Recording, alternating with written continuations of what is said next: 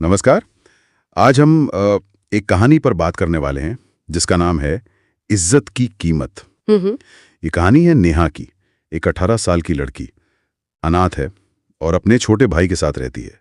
मतलब गरीबी है, मुश्किलें हैं। हाँ, और अकेली लड़की गांव में तो समाज का रवैया भी अक्सर ठीक नहीं होता। बिल्कुल। लोग उसके अकेलेपन का फायदा उठाने की सोचते हैं, उसके चरित्र पर सवाल उठाते हैं, तो जिंदगी काफी कठिन है उसके लिए। हाँ, ये तो साफ है। और यहीं पर कहानी में एक अजीब सा मोड़ आता है। गांव का ही एक अमीर आदमी है, रामदास, 70 साल का। 70 साल? अच्छा। हाँ, और वो नेहा के सामने शादी का प्रस्ताव रखता है। तो आज हम इसी कहानी के जरिए ये समझने की कोशिश करेंगे कि भाई मुश्किल हालात में, खासकर जब इज्जत और सुरक्षा जैसी चीजें दांव पर हों, तो फैसले कितने पेचीदा हो सकते हैं। बिल्कुल। और नेहा की हालत तो वाकई बहुत नाजुक है। कोई अपना कहने वाला नहीं, ऊपर से समाज की बातें, ताने। हाँ, और इसी बीच ये रामदास का प्रस्ताव, और वो साफ कहता भी है कि देखो, मैं उम्र में बहुत बड़ा हूं, मुझे बदले में कुछ नहीं चाहिए। अच्छा। हाँ, वो बस नेहा और उसके भाई की जिम्मेदारी उठाना चाहता है, उसे इज्जत और सुरक्षा देना चाहता है। ये इज्जत का वादा, ये कितना बड़ा रहा होगा नेहा के लिए उस वक्त। यही तो इस कहानी का सबसे अहम पहलू है मेरे ख्याल से। एक तरफ तो वो रोज की बेइज्जती, असुरक्षा, और दूसरी तरफ ये प्रस्ताव।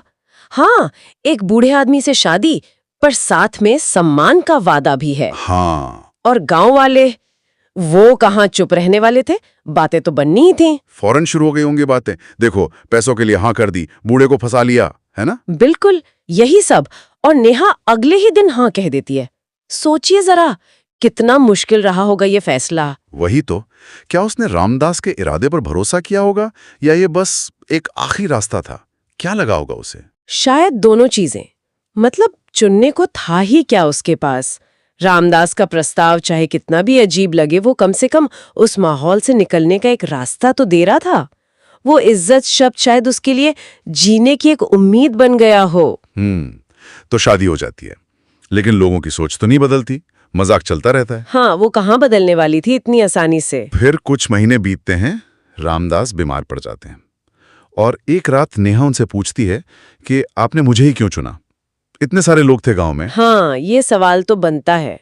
और रामदास का जवाब, वो दिल को छू जाता है। क्या कहते हैं वो? वो कहते हैं, जब सब तुम्हारी बेइज्जती कर रहे थे, तुम्हारा मजाक उड़ा रहे थे, तब मैं बस तुम्हें सम्मान देना चाहता था।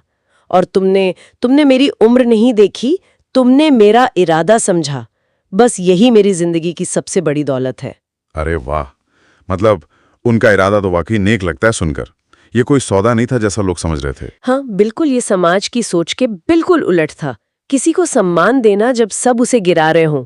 लेकिन फिर भी इसे पूरी तरह निस्वार्थ कह सकते हैं क्या? वो जानते थे कि समाज मजाक उड़ाएगा, वो कीमत तो उन्हें भी चुकानी पड़ रही थी। ये एक अच्छा सवाल है। शायद ये एक ऐसा रिश्ता था जिसे समाज अपने तयशुदा दायरों में देख ही नहीं पा रहा था। और यही कहानी का शीर्षक, इज्जत की कीमत, बहुत सही लगता है। कीमत असल में कौन चुका रहा था? हाँ, नेहा जो ताने सुन रही थी, या रामदास जो मजाक का पात्र बने, या फिर समाज खुद अपनी छोटी सोच की वजह से। और कहानी का अंत भी देखिए। कुछ वक्त बाद रामदास गुजर जाते हैं, लेकिन जाने से पहले वो नेहा और उसके भाई के लिए पूरा इंतजाम कर जाते हैं। मकान, जमीन, भाई की पढ़ाई का खर्चा, सब कुछ। हाँ, उनकी जिम्मेदारी पूरी कर जाते हैं। और फिर अचानक क्या होता है? वही लोग, वही गांव वाले जो कल तक हंसते थे, मजाक उड़ाते थे, अब नेहा की इज्जत करने लगते हैं। इज्जत करने लगते हैं। हाँ, वो गांव की महिलाओं के लिए एक मिसाल बन जाती है। इज्जत चुनने वाली लड़की।